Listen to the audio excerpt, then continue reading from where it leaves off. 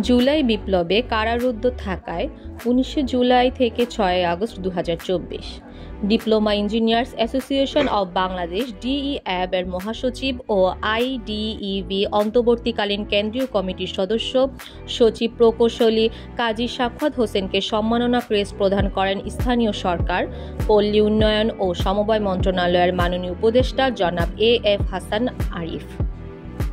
এই পর্যায়ে প্রকৌশলী কাজী সাখাওয়াত হোসেনের সাক্ষাৎকার নিচ্ছেন বঙ্গনিউজ BD24.com এর সম্পাদক এবং প্রকাশক এস.এম. শাহজালাল সাইফুল। বিসমিল্লাহির রহমানির রহিম। আমি বঙ্গনিউজ BD24.com অ্যান্ড বঙ্গনিউজ টিভি সম্পাদক প্রকাশক এস.এম. শাহজালাল। প্রকৌশলী কাজী সাখাওয়াত হোসেন, মহাসচিব, কেন্দ্রীয় কমিটি, বিএনপি অনুমোদিত পেশাজীবী সংগঠন, diploma engineering association of Bangladesh DEAB, বিজ্ঞান প্রযুক্তি বিশেষ সম্পাদক, কেন্দ্রীয় কমিটি, জাতীয়বাদী কৃষক দল। আপনি একজন পেশাদার সংগঠনের সাথে জড়িত এবং সফল একজন প্রকৌশলী। আপনি রাজনৈতিক আসার পিছনে রাজনীতিতে কিভাবে আসলেন এ ব্যাপারে কিছু বলুন। দেখুন, দেশ ও জাতির উন্নয়ন উৎপাদন করতে হলে রাজনীতি অবশ্যই প্রয়োজন।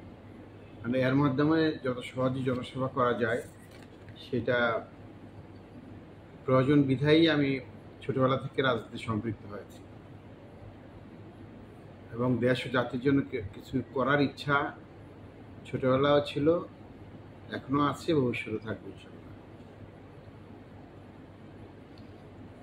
আচ্ছা, আপনি তো কুমিল্লা চান্দিনা আসন থেকে নির্বাচিত একজন প্রার্থী বিএনপি থেকে।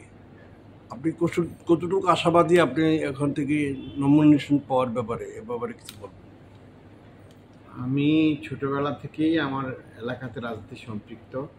আমি নবম শ্রেণীতে থাকাকালীন ছাত্রদলের ক্রীড়া সম্পাদক নির্বাচিত হয়েছি দোলাইনগর আফসরুল্লাহ উচ্চ বিদ্যালয় থেকে। তারপরে আমি ছাত্রদের পুরা থানার সভাপতি ছিলাম।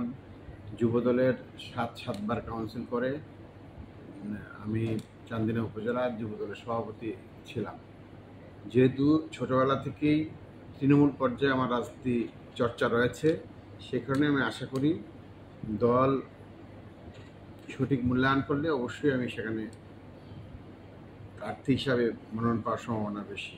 তাছাড়া জুলাই বিপ্লবে আমি সক্রিয় অংশগ্রহণ করার কারণেই 19 জুলাই আমি প্রেস ক্লাবের সর্বদলীয় সমাবেশে যোগদান করার উদ্দেশ্যে আমাদের দুদক ভবনের সামনে গেলে 2000 রাউন্ড গুলি বর্ষিত হয়। আল্লাহ আমাকে বাঁচিয়েছে। তারপরে দক্ষিণ রাস্তা দিয়ে আমি যখন মৎস্যভবন থেকে কাকরাইল মোড়ের যে রাস্তাটা সেখানে উঠি, তখন ডিবি এসে আমাকে গ্রেপ্তার করে। প্রথমে ভাবি নাই যে ডিবি গ্রেপ্তার করেছে। পরে যখন আমাকে একটা রুমে নিয়ে যাওয়া হলো, সেখানে দেখি আমাদের রিজভি ভাই উনি চেয়ারে বসে আছেন ছড়ি হাতে নিয়ে। তখন বুঝলাম যে এটা ডিবি অফিস। পরক্ষণে রাত্রে নিয়ে আসছি নজরুল ইসলাম খান সাহেবকে। তারপরে রাত্রে তারা জিজ্ঞাসাবাদ করলো এবং টিভি করে দেখলাম 19 জুলাই সেদিন সেনাবাহিনী নামবে মাঠে। তারপরে তো আমাকে কারাগারে পাঠানো হলো। কারাগারে পাঠানোর পরেই 4 দিন এক জামা কাপড়ে ছিলাম। আমার মেয়ে একটা চিঠি লিখেছে, বাবা তো ঢাকার প্রত্যেকটা হাসপাতাল এবং প্রত্যেকটা থানায় তোমাকে খুঁজেছি, তোমাকে পাই নাই। ভাইয়া ঢাকা মেডিকেলের 126টা লাশ উল্টে পাল্টে দেখেছে, তোমার লাশ আছে কিনা তাও পাওয়া যায় না। তারপরে আমরা খবর পেলাম যে আমার অ্যাডভোকেট বনি কাকা আমাদেরকে বললো যে তোমাকে কোর্টে উঠানো হয়েছে। আমরা আসলাম, এসে তোমাকে পাই নাই। তারপরে আমরা ফিরে গেলাম। তো 4 দিন পরেই আমার মেয়ে আমার নিকট যে কিছু টাকা আর একটা চিঠি পাঠালো। সেই চিঠিটায় সেই কথাগুলো লেখা ছিল, সেই হৃদয় সেই কথাগুলো আমাকে ব্যথিত করেছে। পরে আমার রুমমেটরা সেই চিঠিটা আর আমাকে পড়তে দেয় নাই, তারা চিঠিটা লুকিয়ে ফেলেছে, কারণ চিঠিটা আমাকে অনেক আবেগ অনুভূতির ছিল, আমার মন খারাপ হয়ে যেত, সেই কারণে চিঠিটা আমার কাছ থেকে তারা লুকিয়ে ফেলে। এই হলো জুলাই বিপ্লবে যেহেতু আমার অবদান আছে, সুতরাং দলের জন্য ছোটোবেলা থেকেই কাজ করি, সেহেতু আমার অগাধ বিশ্বাস আছে দল এবারকার নির্বাচনে আমার উপর ন্যাক নজর রাখবেন এবং আমি প্রার্থী হিসেবে চান্দিনাতে ইনশাল্লাহ নমিনেশন পাওয়ার প্রত্যাশা ব্যক্ত করি।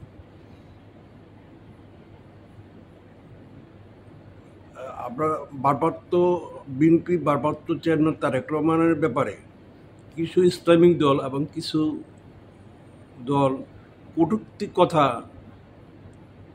নিয়ে বলতেছে এবং এ ব্যাপারে আপনারা বিএনপি কেন্দ্রীয় কার্যালয়ের সামনে বিক্ষোভ যুবদলের এবং ঢাকা উত্তরের দক্ষিণের যুবদল এবং অন্যান্য সংগঠনের বিক্ষোভ মিছিলও হয়েছে, কিন্তু এই কটূক্তির ব্যাপার তারেক জিয়ার ব্যাপারে তো কোনো খারাপ ব্যাকগ্রাউন্ড নেই আমাদের জানা মতো নেই, কিন্তু কেন এই রাজনৈতিক কয়েকটা রাজনৈতিক দল তার ব্যাপারে কটূক্তির কথা বলতেছে, এ ব্যাপারে কিছু বলতে ধর নিন্দুকেরা কিনা বলে তারা তারেক রহমান সাহেবের নেতৃত্বে ভীত এবং সন্ত্রস্ত। আমরা বিগত 17 বছর তারেক রহমান সাহেবের নেতৃত্বে যেভাবে আমরা দল পরিচালিত হচ্ছে, যে দিক নির্দেশনা পাচ্ছে, সেটা মানে আমাদেরকে অনুপ্রাণিত করেছে। কারণ যোগ্য নেতৃত্ব উনি দূরে থেকে যেভাবে স্কাইপের মাধ্যমে আমাদের সাথে কথা বলে আমাদের পেশাজীবী সংগঠনগুলা দলগুলাকে যেভাবে ঐক্য রেখেছে, এটাই হলো বিরোধী দলের তাদের মাথা ব্যথার কারণ। কারণ একটা লোক তার কারিশমায় সে এত দূর থেকে দলটাকে নিয়ন্ত্রণ করছে, তাদের তো স্বাভাবিক কারণে এই নিন্দুকদের মাথা ব্যথা হবেই। সুতরাং তাদের এই কিছুতেই কিছু তারেক রহমান সাহেবের ভাবমূর্তি ক্ষুণ্ণ হবে, এতে সাধারণ মানুষ মনে করে না। সাধারণ মানুষ মনে করে শহীদ রাষ্ট্রপতি জিয়াউর রহমানের আদর্শ অনুপ্রাণিত বিএনপির নেতৃত্ব করছে আমাদের তারেক রহমান সাহেব। সেই আদর্শে আমরা আমাদের দল সুসংগঠিত আছে বিলা অন্য কোনো দল কি বললো সেটা আমরা কর্ণপাত করি না এবং তাতে কিছু আমাদের যায় আসেও না। কারণ তারেক রহমান একজন তারেক রহমানই, তিনি যেভাবে গড়ে উঠেছেন, তিনি যেভাবে আমাদেরকে নেতৃত্ব দিচ্ছেন, এটা বলার অবকাশ রাখে না যে একটা সুসংগঠক এবং তার নেতৃত্বে আমরা সংগঠিত। জুলাই 2024 আন্দোলনে তারেক জিয়া ভারপ্রাপ্ত চেয়ারম্যান তারেক জিয়া লন্ডনে বসে যে সুন্দর দিক নির্দেশনা দিয়ে যে আন্দোলনটাকে চাঙ্গা করছে এবং এই বিএনপি ছাত্রদল যুবদল এবং অঙ্গ সংগঠন সবাই ঝাঁপিয়ে পড়ছে নেই। এবং আপনি তো তৎকালীন আপনাকে কারারুদ্ধ ছিলেন, কারাগারে ছিলেন, কিন্তু আপনি তো আমরা যখন সাংবাদিকতা করছি আমরাও অনেক নির্যাতিত শিকার হয়েছি, কিন্তু তারেক জিয়ার যে অবদান, এই অবদানটা তো অত্যন্ত অনেক আমি আবেগে বলতে পারবো। তারেক জিয়ার যে অবদান রাখছে, যে এই ফ্যাসিস্ট সরকারকে সরানোর বিরুদ্ধে যে অবদান, এই অবদানটা অন্যান্য রাজনৈতিক দলরা তেমন একটা করতেছে না। কিন্তু আমরা যারা সাংবাদিকতা করি আমরা জানি যে সে লন্ডনে বসে যে দিক নির্দেশনা দিয়ে এই ফ্যাসিস্ট সরকারকে এই দেশ থেকে 5ই আগস্ট পালিয়ে যেতে বাধ্য হয়েছে, এ ব্যাপারে তারেক জিয়ার অবদান ব্যাপারে কিছু বলেন। দেখুন, আমি তো বরাবরই বলছি তারেক রহমান যে কারিশমায় একটা দল যেভাবে সুসংগঠিত সেটা অভাবনীয়, সেটা ঈর্ষান্বিত হয়তো ওরা অনেকে অনেক রকম কথা বলে। আর দেখেন, আমি তো জাতীয় আদর্শের একজন কর্মী। এখন আমি তো অন্য কারো কথায় মাঠে নামি নাই। এই যে আমি গ্রেপ্তার হলাম সর্বদলীয় সমাবেশে যোগদান করতে গিয়ে 19 জুলাই, দুদকের সামনে 2000 রাউন্ড গুলি গেল, আল্লাহ বাঁচিয়ে রাখলো। তারপরে ডিবির হাতে গ্রেপ্তার মৎস্যভবন থেকে কাকরাইল মসজিদের সেই রাস্তাটার পূর্ব পাশ থেকে। এখন আমি তো অন্য কারো কথায় মাঠে নামি নাই। মাঠে রাখছে আমার নেতা তারেক রহমান সাহেব বলেছে যে প্রত্যক্ষ এবং পরোক্ষভাবে যে যেভাবে পারো এই আন্দোলনকে বেগবান করো, আন্দোলনের পাশে দাঁড়াও এবং এই আন্দোলন যাতে বিফলে না সেই জন্য চেষ্টা করো। সুতরাং তারেক রহমান সাহেবের নেতৃত্ব না হলে এই যে কেউ যে সফলতা আনবে সেটা বোধগম্য নয়। কারণ এদের সংখ্যাগরিষ্ঠ মানুষ বিএনপির সমর্থক এবং তারেক রহমান সাহেবের নির্দেশিত শক্তি। সুতরাং তারেক রহমান সাহেব নির্দেশনা না দিলে আন্দোলন যে এত বেগবান হয়ে সফল হবে এটা কোনো চিন্তার বিষয় না। কারণ চিন্তার বিষয় হলো আমাদের তারেক রহমান সাহেব আমাদেরকে নির্দেশনা দিয়েছে, আমরা তার কথায় মাঠে নেমেছি। নেমে অনেকে জীবন দিয়েছে, অনেকে গ্রেপ্তার হয়েছে, অনেকেই আমরা দীর্ঘদিন কারাগারে ছিলাম। কারাগারে আমরা কেন গেলাম? আন্দাজেই তো আমরা আন্দোলন না করে কারাগারে, আর আমরা আন্দোলনটা করেছি তারেক রহমান সাহেবের নির্দেশে। আপনার চান্দিনা যদি নির্বাচিত হন, তাহলে চান্দিনা এলাকা তো অনেক বিগত দিনে ফেস্টি সরকারের আমলে অনেক এমপি হয়েছে, কিন্তু উন্নয়ন তেমন একটা ছোঁয়া পায়নি।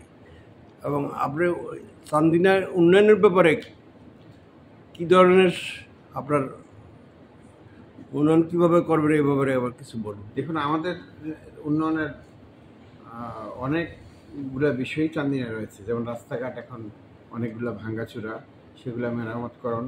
সবচেয়ে বড় সমস্যা মাদকদ্রব্য, তারপর বেকারত্বের অবসান, তারপরে হলো আমাদের শিক্ষা প্রতিষ্ঠানগুলোকে শিক্ষার মান উন্নয়ন। এই সব মিলিয়ে একটা চান্দিনা করার স্বপ্ন ছোটোবেলাও ছিল, আছে এবং থাকবে। সেই কারণে চান্দিনার উন্নয়ন এবং উৎপাদন ভূমিকা রাখতে চাই বিদায়ী আসন্ন জাতীয় সংসদ নির্বাচনে যদি দল বিবেচনা করে, আর আমি যদি সংসদ সদস্য নির্বাচিত হই, আমার জনগণ যদি আমাদের ন্যাক নজর রাখে, তাহলে অবশ্যই চান্দিনার এই সমস্যাগুলো সমাধান করার আপ্রাণ চেষ্টা করব এবং জনগণের পাশে ছিলাম, আছি, থাকবো। আপনার ভবিষ্যৎ পরিকল্পনা সম্পর্কে কিছু বলুন। এই তো ভবিষ্যৎ পরিকল্পনা, একটা মাদক মুক্ত চান্দিনা করা, তারপরে বেকারত্ব মুক্ত চান্দিনা করা, উন্নয়ন ও উৎপাদনমুখী চান্দিনা করা, এই বিষয়গুলি, এবং সড়ক, পোল, কালভার্ট এগুলো ঠিক করা, এবং শিক্ষাঙ্গনকে একটা সুন্দর পরিবেশ তৈরির মধ্য দিয়ে শিক্ষা জাতির মেরুদণ্ড, সেই কথাটা বাস্তবে রূপ দেওয়া। এগুলোই হলো আমার ভবিষ্যৎ পরিকল্পনা চান্দিনার উন্নয়ন এবং উৎপাদনে। ধন্যবাদ প্রকৌশলী কাজী সাখাওয়াত হোসেন। আপনাকে আমার বঙ্গ নিউজ, বিডি টিভি এবং বঙ্গ নিউজ 24.com একটা সাক্ষাৎকার দেওয়ার জন্য আপনাকে অবশ্যই ধন্যবাদ। আপনাকে অনেক ধন্যবাদ সাক্ষাৎকার নেওয়ার জন্য এবং চান্দিনার মানুষের কথাগুলা আপনার মাধ্যমে তুলে ধরতে পারার জন্য। ধন্যবাদ। আসসালামু আলাইকুম ওয়া রাহমাতুল্লাহ।